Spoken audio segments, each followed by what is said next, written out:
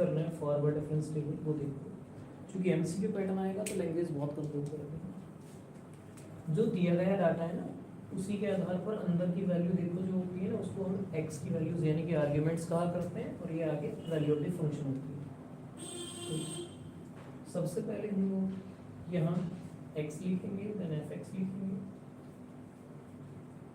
दो कॉलम तो इनके हो जाएंगे, और आपने क्या निकालना है फॉरवर्ड डिफरेंस टेबल, ठीक है वो कर देंगे बंद फॉरवर्ड डिफरेंस टेबल। तो फॉरवर्ड डिफरेंस टेबल में आपने करना क्या होता है, पहले जो एक्स की वैल्यूज है वो सारी लिख दीजिएगा, अंदर वाली वैल्यूज एक्स की होती है उनको आर्ग्यूमेंट कहा जाता है। तो आर्ग्यूमेंट क्या क्या है यहाँ पे 1 2 3 4 5, ये तो आर्ग्यूमेंट है, ठीक है।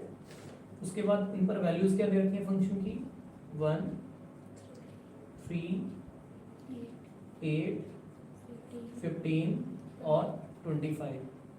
तो जो दिया गया डाटा था अभी फिलहाल हमने वो लिख दिया, तो कैसे निकालेंगे फॉरवर्ड डिफरेंस, नाम से पता चल रहा है क्या कर रहे हैं फॉरवर्ड जाके डिफरेंस कर रहे हैं। तो फॉरवर्ड डिफरेंस टेबल आपने कैसे बनानी होती है, यहाँ इसका फर्स्ट फॉरवर्ड डिफरेंस आएगा, बाद वाली एंट्री से पहले वाली एंट्री घटा लोगे, क्योंकि याद करो आपको डेल्टा एफ एक्स मैंने क्या बताया था F of x plus H minus के एफ ऑफ एक्स, ये फॉरवर्ड डिफरेंस ऑपरेटर का फॉर्मूला बताया था कि कैसे वर्क करता है। फॉरवर्ड जाकर के जो डिफरेंस दे वही सेम फॉरवर्ड डिफरेंस ऑपरेटर। तो 3 - 1 कितना हो जाता है 2, बिल्कुल इस दोनों के मिड में यहाँ लिख दोगे। ऐसे ही आप यहाँ पे करेंगे इसका इसके साथ डिफरेंस, तो 8 - 3 कितना हो जाएगा 5, 15 - 8 कितना हो जाएगा 7, फिर 25 माइनस कितना 15 कितना आएगा 10। क्लियर होना है इतना। उसके बाद क्या करेंगे, तो फर्स्ट डिफरेंस निकाला फॉरवर्ड वाला, ठीक। अब ऐसे ही आप सेकंड डिफरेंस निकालेंगे, ये तो फर्स्ट डिफरेंस फॉरवर्ड डिफरेंस निकला, सेकंड फॉरवर्ड डिफरेंस क्या होगा देखो, जो आगे है ना वैल्यूज उन्हीं का यूज करना है, ठीक है। तो 5 में से इसको हटाओ कितना आएगा, तो वो आगे लिख देंगे यहाँ पे। फिर 7 में से इसको हटाओ कितना आएगा 2, फिर यहाँ पे इसको हटाओ कितना आएगा 3। ये सेकंड फॉरवर्ड डिफरेंस हो गया। ऐसे ही आप थर्ड फॉरवर्ड डिफरेंस निकालिएगा, तो 2 में से इसको घटाइएगा कितना आ जाएगा, ऐसे इसमें घटाइएगा कितना आएगा 1, ठीक है। एंड फोर्थ फॉरवर्ड डिफरेंस, इसको इसमें से घटाइए कितना आएगा 10 - 10 कितना, नीचे वाले में से, क्योंकि आगे वाली वैल्यू में से पीछे वाले घटाना होता है, तो कितना हो जाएगा +2। तो कुछ ऐसे आपने फॉरवर्ड डिफरेंस टेबल बनाना होगा।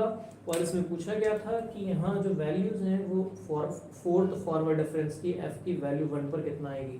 तो यहाँ पर आप इनको पता कैसे करोगे किसका वैल्यू है, तो यहाँ ऊपर से देखोगे एक्स की वैल्यू फर्स्ट पोजीशन पर कितनी है 1, ठीक है।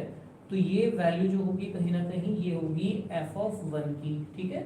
उसके बाद आप आइएगा यहाँ पे, ये होगी first forward difference F of 1 की वैल्यू, ठीक है। यहाँ ये किसकी वैल्यू होगी, ये सेकंड फॉरवर्ड डिफरेंस 1 की वैल्यू होगी। ये किसकी वैल्यू होगी, थर्ड फॉरवर्ड डिफरेंस 1 की वैल्यू होगी। और ये किसकी वैल्यू होगी, ये फोर्थ, क्योंकि ऊपर जो चल रहा है ना डेल्टा वो बताएगा, fourth forward difference F of 1 की वैल्यू होगी। अब आपके माइंड में आना चाहिए अगर मुझे 2 की वैल्यू पूछना हो तो क्या होगा। देखो 2 कौन सी पोजीशन पर आ रहा है, सेकंड पोजीशन पर, तो ये एफ ऑफ 2 की वैल्यू हो गई। समझना ध्यान से, ये इसकी डेल एफ मतलब डेल्टा एफ ऑफ 2 की वैल्यू हो गई। ये कितना हो जाएगी, ऐसे ही डेल्टा स्क्वायर एफ ऑफ 2 की वैल्यू हो जाएगी। ये किसका वैल्यू हो जाएगी, delta square delta cube F of 2 की वैल्यू हो जाएगी। अब यहाँ पर कौन है, आपको एक बात समझ आना चाहिए कि फॉरवर्ड डिफरेंस टेबल कैसे घटाते हैं, निकालते हैं, बाद वाली एंट्रीज में पहले वाले घटाते जाते हैं और वो आगे लिखते चले जाते हैं, घटाते जाते हैं और लिखते चले जाते हैं। करिएगा इसके पास फाइनली इसका वैल्यू कितना आ जाएगा, आपका जो पूछा हुआ था इसमें, इसका वैल्यू आ जाएगा fourth forward difference F of 1 कितना आ जाएगा। देखो कोई डाउट हो तो बताओ।